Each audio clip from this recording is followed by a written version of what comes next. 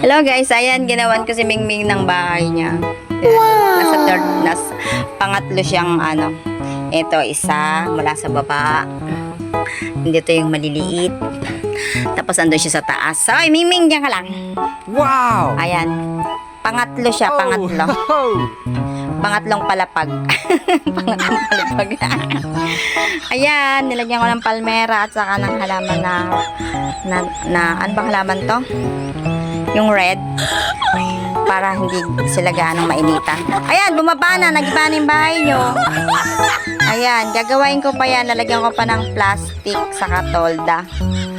Saka cover na yero para hindi masira kahit umuulan. Ay, nandyan ka naman sa second floor. Second floor. Ay, naku, joke lang. Tapos, ayan yung mga baby. Nasa first layer. Second layer. Third layer. Ayan guys, yan yung nagawa ko sa kanila ngayon. Ang bahay nila.